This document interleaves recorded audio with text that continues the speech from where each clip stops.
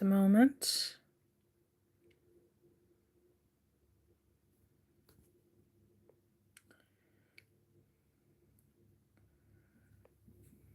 Now then, as of today, I have read the complete works of Oscar Wilde on YouTube.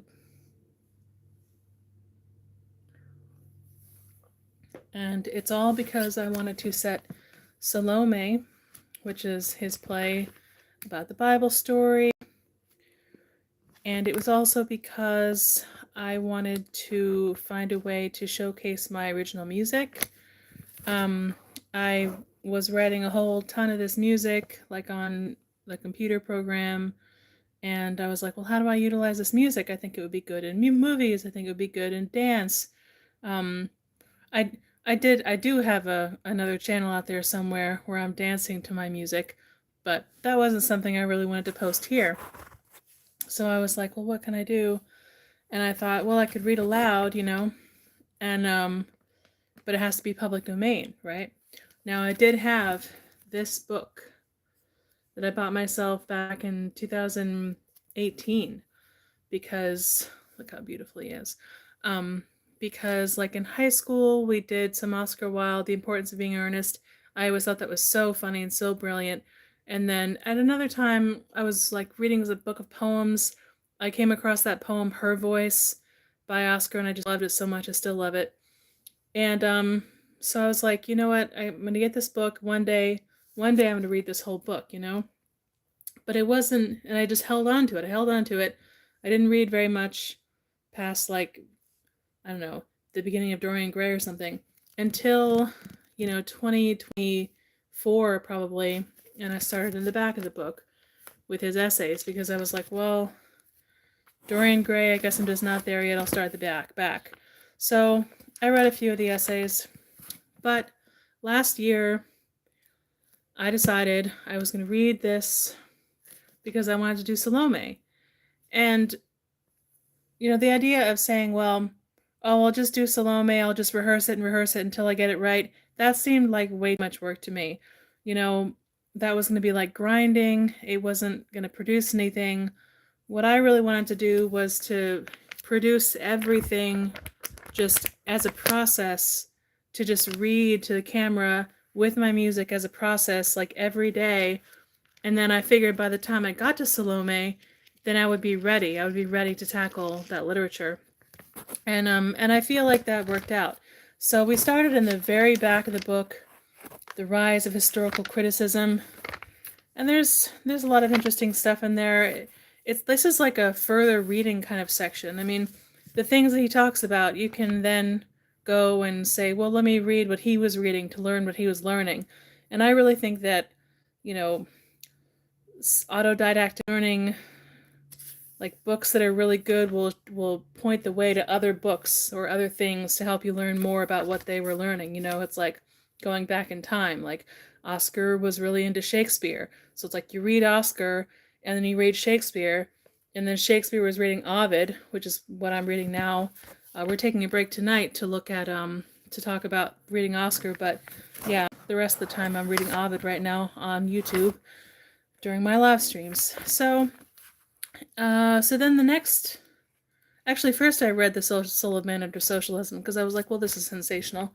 But then there's The Critic as Artist, and so what happened was, like, this one is a dialogue, The Critic as Artist, and I wanted to do this like silly like Nixon voice, because in this process of reading this whole book I started doing voices more, which I hardly ever did before.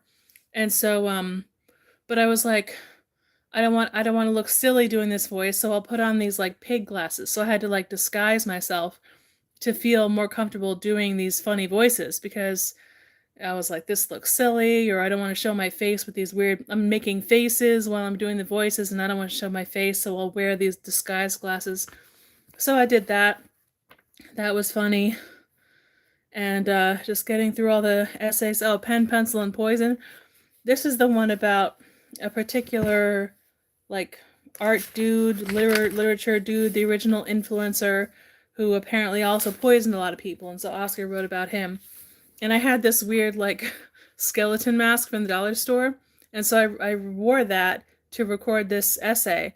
But then, like, in the middle of recording that, I think I moved, or I wasn't able to, the flow was broken. And so it was actually a few months until I finished recording that. I did like the first 3 parts in the first place, and then several months later in the new place I did the last part. Also because it was so dark, and I was like, I cannot be just recording this dark ass thing when I just moved into a new place. Like, this is just weird. But I eventually did finish it up. I think I finished it up like right before going into the plays. What other essays? The Decay of Lying. There's a lot of interesting philosophy, and apparently Oscar, he was into, like, he read a lot of philosophy. He read about the Gnostics, and like his last like little play, like the Saint Courtesan, Honorius is a character, and apparently he was a real person, like a real, I don't know, Gnostic or something. But yeah, Oscar was really interested in different types of mysticism, and he writes a lot about Christianity, which, I mean, to me, I don't know if this is for everybody, but like for me, it's like Christianity is like, it's like been there, done it. It's just corny, you know. But it wasn't corny to him. It was very interesting to him. So he does write a lot about that. And at the same time, he writes about other, you know, Greek mythology, and he just wrote about whatever was interesting, and various different things could be interesting at the same time. You know, you don't have to always have the same philosophy, the same belief. And there's this thing called like art for art's sake, where something that you write, it doesn't have to be true, it just has to be stylish, you know. And this is an idea that recurs over and over in his pieces. You know, you'll have these characters run around saying shocking things, but their behavior doesn't match the shocking things they say. They're just saying those things to be like flamboyant. And I found this myself in some of the work that I make. I mean, some like classic example, I'll be making jewelry, and I might make something that I personally wouldn't wear, but with the materials that I have, with like all these weird assortments and things that I find, I say, well, this bead looks good with this. It doesn't matter if I would wear it or not. It looks good for itself. Like, it works for itself. Now, what anybody else thinks of it is another matter. But, you know, everything you make doesn't have to be like, you know, from your core. It just has to be like integral of itself, you know, unified in itself. So I knew that De Profundis was in here, and even though that was in like the essay section, I waited until I was through all the poetry to read that, because I felt that it was just going to be so like heavy and personal that I felt I needed to be more acquainted with his work before I felt like I could tackle that. So I left De Profundis and I went through the poetry. Oh no, there's a few shorter essays, and then the poetry. And when I was doing the poetry, I made each poem into a separate video. I wasn't really doing the lives yet.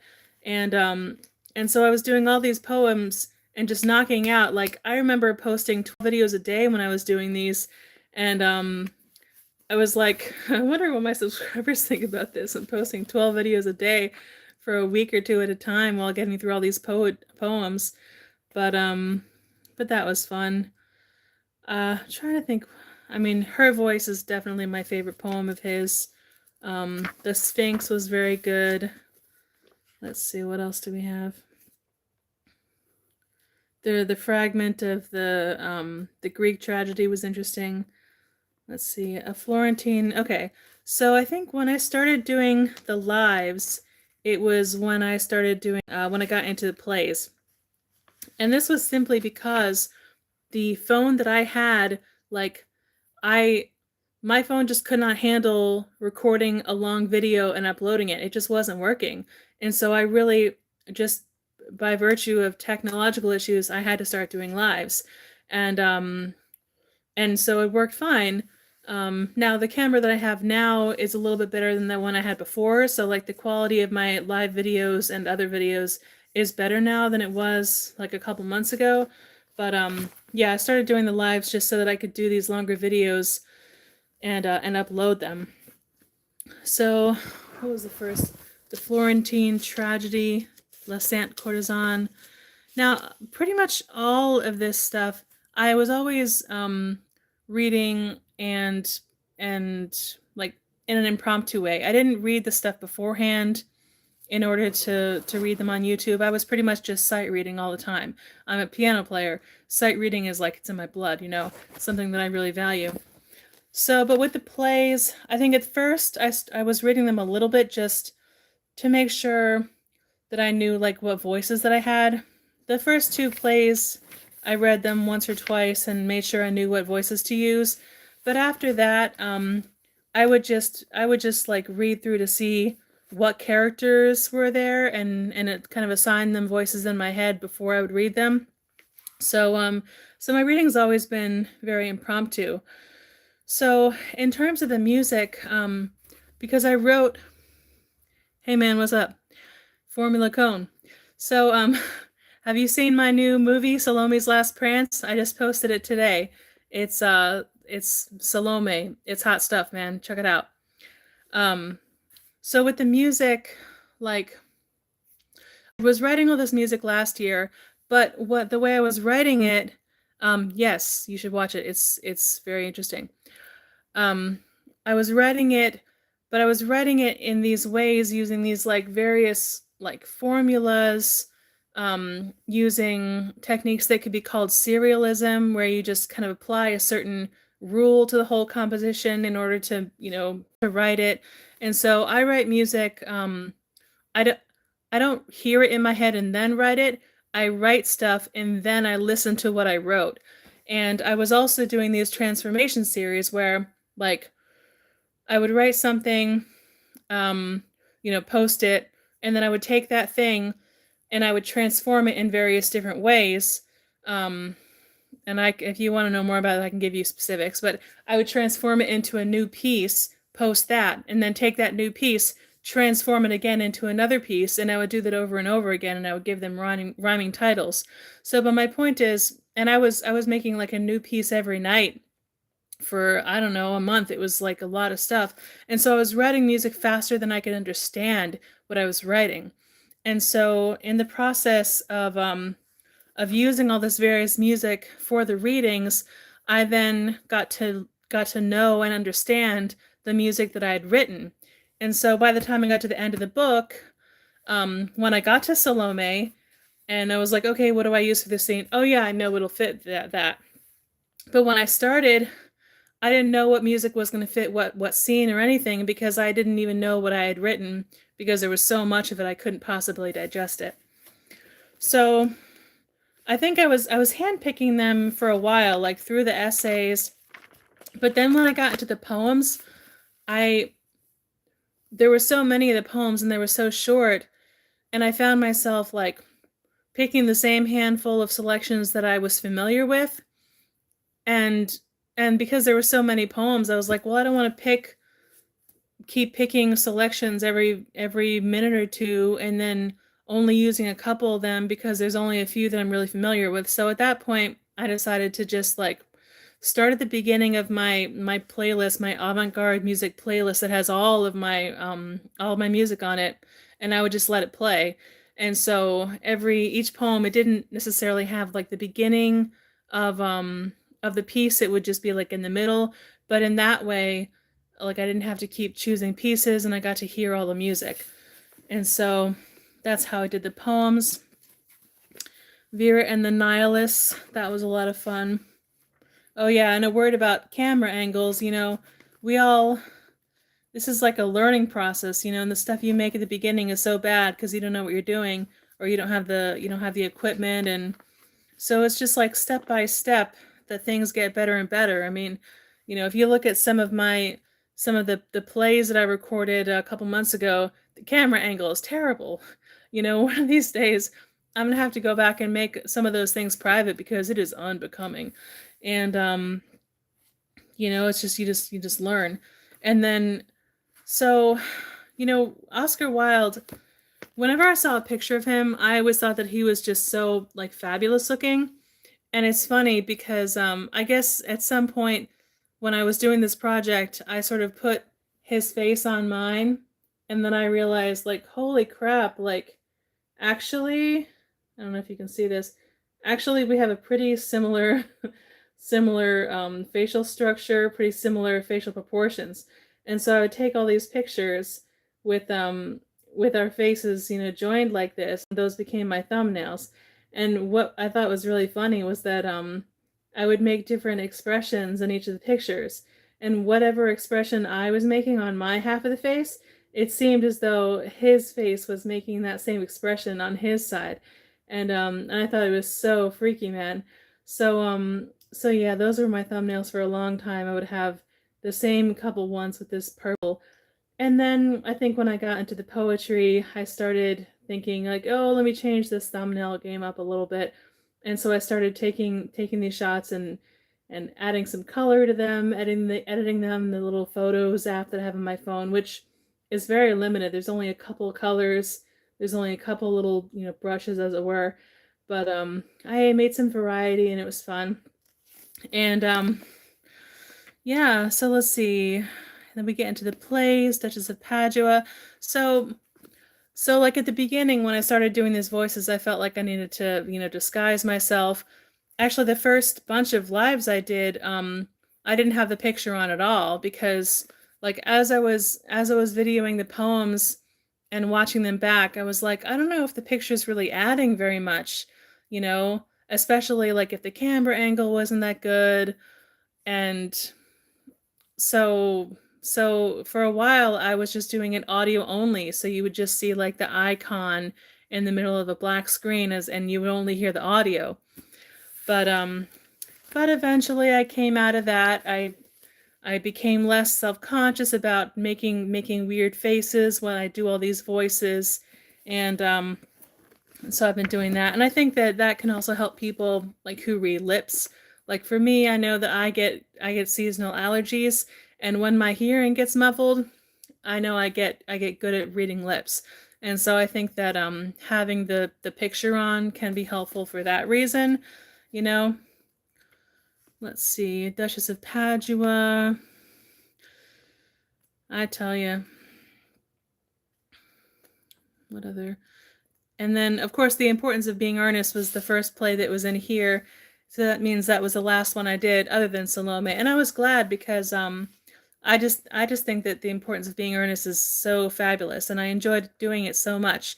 And by the time I got to that, I felt like I had some of my voices like, you know, semi-locked in. I mean, I have not been doing voices long. It's really just this past year, you know, except for I did used to read Green Eggs and Ham with like my Richard Nixon voice.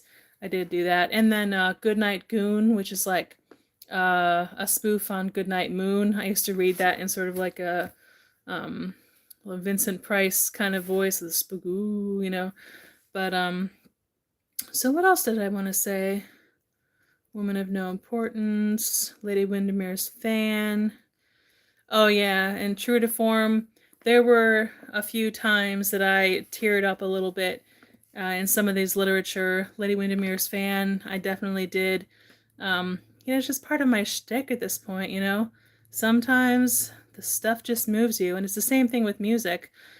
It's just, you want to make sure that you can get through it. You don't want the emotion to stop your performance. You want it to like improve it. So that's a fine line. The Importance of Being Earnest, so fabulous. So yeah, I mean, I read this entire book on YouTube over the last 7 months, and it was all because I wanted to make Salome. I wanted to make an audiovisual movie of Salome, and I knew that the easiest way to do that would be to read all this stuff on YouTube first, because it certainly beat trying to grind and rehearse. To what end? I don't even know. And now, as of today, my movie of Salome, it's called Salome's Last Prance. I've posted it. It's on my channel. Please watch it. It's all of my original music is on there, and my drawings, and it's very colorful because I made it in CapCut, and I just love all the special effects that you can use. I know it's so cheesy, but I just love all those colors, just special effects. Ooh. So watch Salome's Last Prance. I put the link in the description. So hi guys, have any of you guys seen any of the Oscar Wilde videos that I was posting in the last few months? If so, do you have any questions? Any questions about reading Oscar Wilde on YouTube every day for 7 months of your life? How about I just sit here and do like book puppetry? Yes. And tonight we're here to talk about reading Oscar Wilde on YouTube every day of your life for about 7 months. And it's all because you want people to see your original music. No, you don't want them to see it. You want them to hear it. They must hear your original music. And how do you do that? If you do not have anyone who is going to play that music, if you do not have anyone who is going to act in your play, if you do not have any dance troupes who are brave enough to take on your weird-ass music, how are you going to get your weird-ass music into the ears of any individuals? And I will tell you how you do that. You read a book in the public domain. You find a book in the public domain. The thicker the better. The thicker the better. And you read that book in the public domain. And it will take a long time, so you don't have to pick any more books for a long time, because decision fatigue sucks. We do not want decision fatigue, you know. Salome's Last Prance. It's my new movie. If you want to see me doing silly things and making silly voices, watch my new movie, Salome's Last Prance. It's in the description. The link is in the description.